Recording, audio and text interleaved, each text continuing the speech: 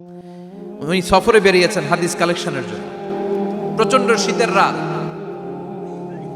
উনি মাগরিবের নামাজ, এশারের নামাজ পড়ে একটা মসজিদে শুয়ে পড়লেন, আর শুয়ে শুয়ে হাদিস পড়তেছেন।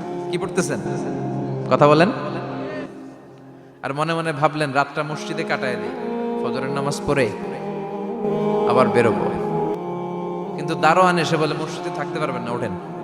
দারোয়ান আছে না, কথা কন। আহমদ ইবনে হাম্বল বললেন, আমি শুধু রাতটা থাকতে চাই, আমি তো ফজরেরও মুসল্লি, ফজর নামাজ পড়বো তো এই মসজিদে, আমার থাকতে দাও। দারোয়ান তো দেয় না, কেন? মসজিদে থাকার জায়গা না, যান মিয়া। উনি যে আহমদ ইবনে হাম্বল এটা চিনে নাই, থাকতে দেয়। কি করবে এখন? উনি কাঁথা গুছিয়ে হাদিসের কিতাব নিয়ে কাদের মধ্যে ব্যাগ নিয়ে মসজিদ থেকে বের হয়ে গেলেন। কি আর করবেন, প্রচন্ড শীত, আর কাঁপতেছেন বুড়ো মানুষ। প্রতিমধ্যে দেখলেন বাজার একজন খাব্বাজ, শাবুন খাব্বাজ, যুবক রুটি বিক্রেতা। সে রুটি বিক্রি করে, চুলার মধ্যে রুটি সেকে। সে যে সালাম দিল, আসসালামু আলাইকুম। যুবক বলে, ওয়ালাইকুম আসসালাম। আহমদ ইবনে হাম্বল বলে, যুবক আমার যাওয়ার জায়গা নেই, সফরে বেরিয়েছি, খুব শীতে কষ্ট পাচ্ছি, রাতে যদি তোমার এই চুলা থেকে একটু আগুন পোহাই কোনো সমস্যা? যুবক বলে, না না সমস্যা না, আহলান ওয়া সাহলান, কোর্স আমদের আসেন আসেন, আপনি আগুন পোহাইলে আমার সমস্যা কি? সুবহানাল্লাহ পড়েন। আল্লাহ শুকরিয়া করে উনি বসলেন আর আগুন পোহাচ্ছেন। আর খেয়াল করলেন যুবক রুটি বানায় আর পরে আস্তাগফিরুল্লাহ, রুটির দলা বানায় পরে আস্তাগফিরুল্লাহ, খামির বানায় আর পরে আস্তাগফিরুল্লাহ, রুটি নিয়ে উনুনের ভিতরে চুলার ভিতরে সেকা দেয় আর পরে আস্তাগফিরুল্লাহ, দোকানদারের কাছে কেউ আসলেই সে রুটি দেয় আর পরে আস্তাগফিরুল্লাহ, ক্রেতার কাছ থেকে টাকা নিয়ে ক্যাশ বক্সে রাখে আর কি পড়ে, আবার রুটি বানানো শুরু করে আর কি পড়ে, খালি এইটাই পড়তেছে। ইমাম আহমদ ইবনে হাম্বল তো অবাক, কিরে এটা আবার কেমন যুবক, খালি আস্তাগফিরুল্লাহ। উনি প্রশ্ন করলেন, যুবক ঘটনা কি? আসার পর থেকেই তোমার দেখতেছি তুমি রুটি বানাও, রুটি বিক্রি করো আর পড়ো আস্তাগফিরুল্লাহ, মালাকা ইয়া শাবাব। যুবক বলে, আস্তাগফিরুল্লাহ আমার সবচেয়ে বেশি পছন্দের আমল, আমি সব সময় আঠার মধ্যে ইস্তেগফারের সাথে লেগে থাকি আর সব সময় পড়তে থাকি আস্তাগফিরুল্লাহ, আর এর বদৌলতে আল্লাহ আমারে মুস্তাজাবুদ দাওয়া বানিয়ে দিয়েছে।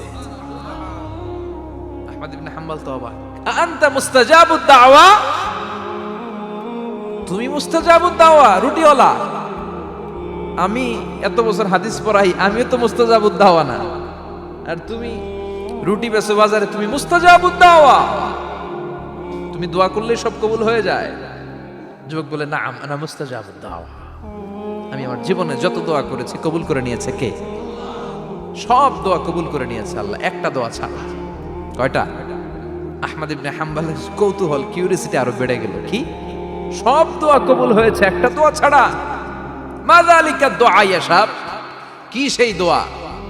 যুবক এবার বলতে শুরু করলো, আমার জীবনে যে দোয়াটা আল্লাহ কবুল করে নাই সেটা হচ্ছে, আমি আল্লাহর কাছে অনেক চেয়েছি, অনেক দোয়া করেছি যে আল্লাহ, শুনেছি এই জামানার সবচেয়ে বড় মুহাদ্দিস, তার নাম নাকি ইমাম আহমদ ইবনে হাম্বল। আল্লাহ তোমার কাছে আমার চাওয়া, আমি যেন এই ইমাম আহমদ ইবনে হাম্বলের দেখে মরতে পারি, আমি যেন ইমাম আহমদ ইবনে হাম্বলের হাতে হাত রেখে মুসাফা করতে পারি আর তার কপালে একটা চুমু এঁকে দিতে পারি।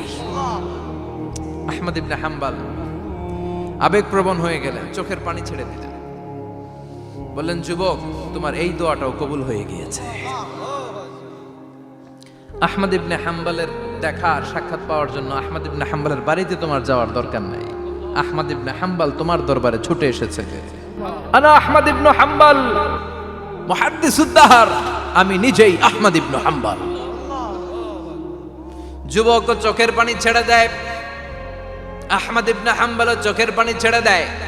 যুবক চিৎকার মেরে ইমাম আহমদ ইবনে হাম্বলকে জড়িয়ে ধরে, হাতে হাত রেখে মুসাফা করে, কপালের মধ্যে চুমু খায় আর আল্লাহর শুকরিয়া করে বলে, ও ইমাম, আসলে এই দোয়াটাও আল্লাহ আজকে কবুল করে নিল। বিশ্বাস হয়? সবসময় ইস্তেগফার পড়লে আপনার দোয়াগুলোর এইভাবে কবুল করে নিবে কে? এই 5টা জিনিস পাবেন সবসময় যদি ইস্তেগফারের সাথে লেগে থাকেন। রাজি আছেন তো?